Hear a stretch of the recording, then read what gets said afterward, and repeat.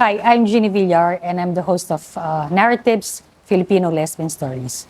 I think my story begins sometime in the late 1980s. While I like to tell the story of sitting in a disco and watching the dance floor. While I was watching the dance floor, it occurred to me, ito na lang ba talaga? Is this what my life is going to be? Living from one Saturday to another and finding that that's the only space for lesbians to congregate and see each other. So naisip ko, there must be something that can be done about it. And that sparked an idea in my head that I wanted to find more stories about other lesbians.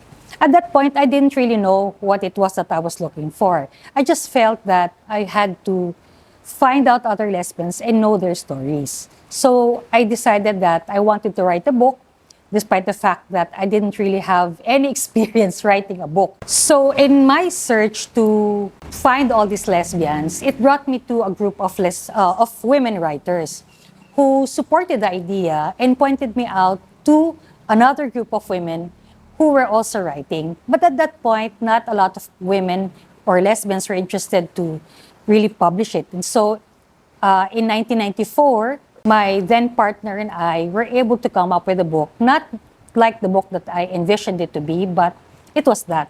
What I think was interesting about this was the fact that I then realized what I was looking for, and what I was looking for was visibility. It was very hard to live your life not knowing how you can conduct it, not knowing what spaces to occupy or what kind of things you can say, without any model to look up to as a young person.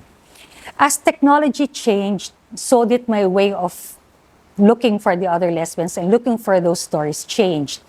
So from having mailing lists, snail mail, landline calls, to pagers, organizing small parties, to eventually having email in the Philippines, cell phones, and which now brings me to a podcast.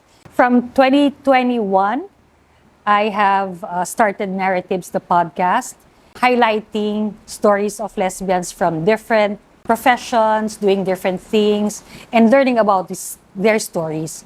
I think it has become very helpful because of the feedback that I have received for lesbians to find out that there are women who have gone through the same stories, or they have found inspiration from how other women have been able to navigate their lives in a very homophobic society. So I guess I invite you to learn more stories from my podcast, Narratives Filipino Lesbian Stories, and I'm your host, Giney.